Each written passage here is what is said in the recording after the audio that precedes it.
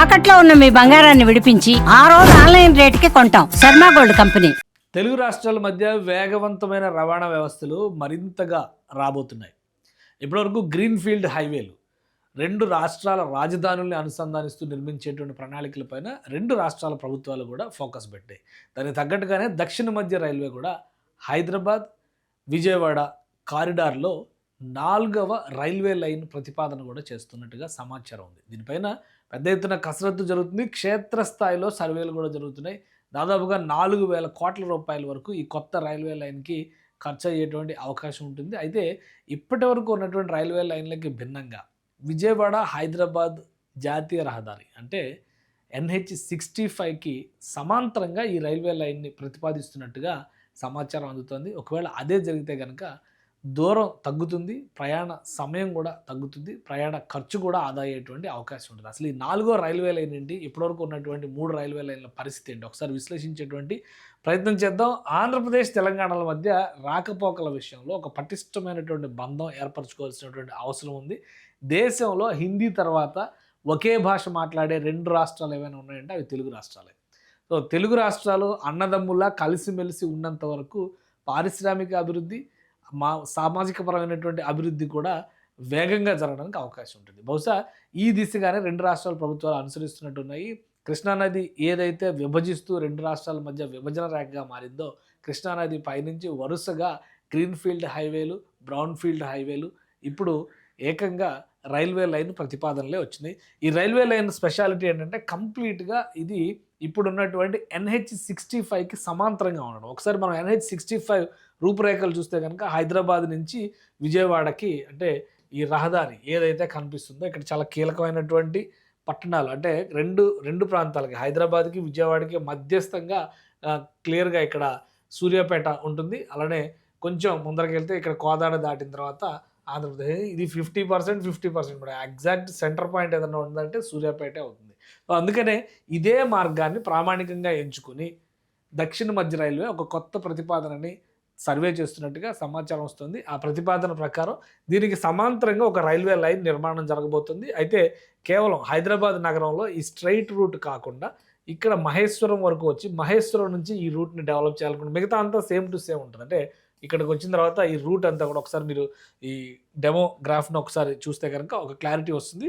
మహేశ్వరంకి అంటే ఇక హైదరాబాద్ నుంచి ఇక్కడికి మహేశ్వరంకి ఇటు రహదారి వస్తుంది. అక్కడ నుంచి చిట్యాల మీదుగా మళ్ళీ నార్కట్పల్లి, నకరేకల్లి, సూర్యాపేట, కోదాడ, జగ్గైపేట మీదుగా విజయవాడ చేరుతుంది అనమాట. దీనికి సంబంధించినటువంటి ఇది proposed 4th railway line corridor కింద చెప్తున్నారు. ఈ రైల్వే కారిడార్ స్పెషాలిటీ ఏంటంటే గ్రీన్ఫీల్డ్ కారిడార్ కింద దీన్ని డెవలప్ చేస్తారు. 228 కిలోమీటర్లు వస్తాయి. ప్రస్తుతం ఉన్నటువంటి విజయవాడ హైదరాబాద్ మధ్య రహదారి వ్యవస్థ అయితే 270 కిలోమీటర్ల వరకు ఉంది. కానీ రైల్వే లైన్ మాత్రం 300 కిలోమీటర్లకు ఎక్కడా తక్కువ లేదు. ఎందుకంటే రకరకాల మెలికలు ఉండడం అనేది ప్రధానమైనటువంటి కారణం. ఇప్పుడు స్ట్రైట్గా జాతీయ రహదారికి సమాంతరంగా ఈ రహదారి వ్యవస్థని నిర్మిస్తే కనుక 228 కిలోమీటర్లకి దూరం తగ్గుతుంది. ఈ ప్రాజెక్ట్ కాస్ట్ కూడా 4,104 కోట్ల రూపాయలు అవుతుందని చెప్పని అంచనా వేస్తున్నారు. ప్రజెంట్ ఫైనల్ లొకేషన్ సర్వే అనేది జరుగుతున్నట్టుగా సమాచారం వస్తుంది. సో ఇది కనుక కంప్లీట్ అయితే 2 రాష్ట్రాల మధ్య ముఖ్యంగా 2 ప్రధానమైనటువంటి నగరాల మధ్య కూడా డిస్టెన్స్ అమరావతికి కూడా చాలా దగ్గర అవుతుంది అనమాట ఫ్యూచర్లో ఇది. అందుకని డిస్టెన్స్ పెద్ద ఎత్తున తగ్గుతుందని చెప్పని భావిస్తున్నారు. దానిలో భాగంగానే ఈ జాతీయ రహదారికి సమాంతరంగా NH65కి సమాంతరంగా ఈ సర్వే జరుగుతుంది. ఇప్పటివరకు ఉన్నటువంటి రహదారులను కూడా ఒకసారి మనం పరిశీలిద్దాం. ప్రస్తుతం ఇక్కడ కనిపిస్తున్నటువంటి మార్గాలు అంటే ఇక్కడ రెడ్, బ్లూ, డార్క్ బ్లూ అలానే గ్రీన్ 4 రకాల మార్గాలు కనిపిస్తున్నాయి. ఇది రూట్ 1. ఫస్ట్ నుంచి కూడా హైదరాబాద్ నుంచి విజయవాడ వెళ్ళాలంటే వరంగల్ వెళ్ళి అంటే కాజీపేట వెళ్ళి కాజీపేట మీదుగా ఖమ్మం మీదుగా డోర్నకల్ మీదుగా ఇటు విజయవాడకు చేరుకున్నాం. ఇది రెగ్యులర్గా ఉపయోగించేటువంటి రైల్వే మార్గం. ఈ డిస్టెన్స్ ఆల్మోస్ట్ 350 కిలోమీటర్ల వరకు ఉంటుంది అనమాట ఈ డిస్టెన్స్. ఎందుకంటే ఇటు నేరుగా వెళ్ళేటువంటి మార్గం కాకుండా మనం ఇలా తిరిగి ఇలా వెళ్తాం అనమాట. ఇది oldest railway route Hyderabad Vijayawada మధ్య. ఇప్పటికీ దాన్నే వాడుతున్నాం. దీనికి సమాంతరంగా కొన్ని మార్గాలు వచ్చినాయి. ఇక్కడ ఒకసారి మనం గమనించి చూస్తే కనుక పగిడిపల్లి దగ్గర నుంచి ఒక ట్రాక్ ఇక్కడ వరకు సికింద్రాబాద్ జంక్షన్ నుంచి వస్తుంది. పగిడిపల్లి దగ్గర నుంచి ట్రాక్ ఇటు మారి ఇటు నడుకుడి మీదుగా వెళ్తుంది అనమాట. అంటే గుంటూరు వైపు నుంచి వెళ్ళేటువంటి మార్గం. ముందుగా గుంటూరు వెళ్ళి గుంటూరు నుంచి విజయవాడ చేరుతుంది. ఇదొక మార్గం. ఈ మార్గం కూడా ఆల్మోస్ట్ 330 కిలోమీటర్ల దాకా ఉంటుందని చెప్పని అంచనా ఉంది. ఇవి 2 ప్రధానమైనటువంటి మార్గాలు. విజయవాడ వైపు వెళ్ళాలంటే రూట్ 1 లేదా రూట్ 2.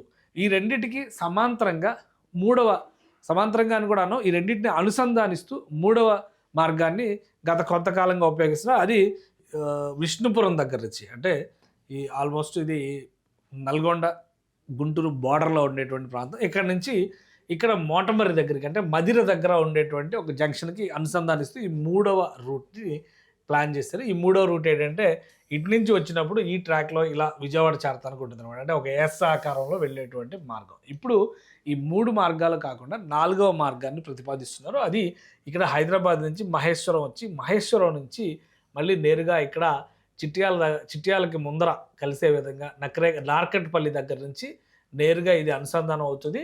ఇది ఇక్కడ జాతీయ రహదారి NH65 ఏదైతే ఇప్పటివరకు రహదారి, అంటే కార్లు వెళ్ళేటువంటి మార్గంలో, రవాణా వాహనాలు వెళ్ళేటువంటి మార్గంలో ఏదైతే ఉపయోగిస్తున్నారో అదే మార్గానికి ప్యారలల్గా ఇలా వెళ్ళి ఇక్కడ రూట్ కనెక్ట్ అవుతుంది. ఇక్కడ నుంచి ఇది మళ్ళీ మోటమర్రి మీదుగా విజయవాడ వెళ్ళడానికి అవకాశం ఉంటుంది అనమాట.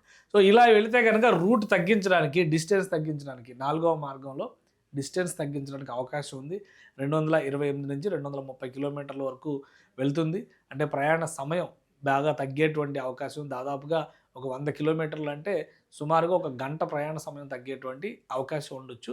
సో ఈ ప్రతిపాదన 4,104 కోట్ల రూపాయలు ఈ కొత్త ట్రాక్ని డెవలప్ చేసి కనుక నిర్మించాలంటే 4,000 కోట్ల రూపాయలు ఖర్చు అవుతుందని చెప్పని దక్షిణ మధ్య రైల్వే అంచనా వేస్తుంది. తెలుగు రాష్ట్రాల మధ్య రవాణా రాకపోకలకు సంబంధించి బలమైనటువంటి బంధాన్ని, ముఖ్యంగా 2 రాష్ట్రాల రాజధానుల మధ్య రవాణా అనుకూలతను సృష్టించాల్సినటువంటి బాధ్యత కేంద్రం పైన ఉంది.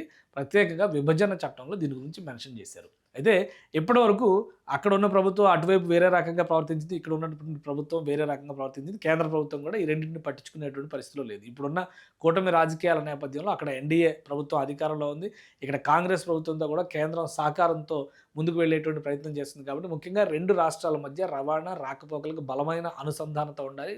కార్గో షిప్పింగ్కి సంబంధించి ఎక్కువ వెసులుబాటు కావాలని తెలంగాణ ప్రభుత్వం కోరుతుంది. ఈ క్రమంలోనే అమరావతి వరకు గ్రీన్ఫీల్డ్ హైవే, మచిలీపట్నం వరకు గ్రీన్ఫీల్డ్ హైవే, ఎక్స్ప్రెస్ హైవే, అలానే ఇప్పుడు ఈ రైల్వే కారిడార్ పైన ప్రతిపాదనలు కూడా జరుగుతున్నాయి. రాష్ట్ర ప్రభుత్వాలు భూసేకరణకి సంబంధించినటువంటి నిర్ణయాల్లో సహకరిస్తే కనుక వీలైనంత వేగంగా ఈ ప్రాజెక్టుని పట్టాలెక్కించడానికి అవకాశం ఉంటుంది.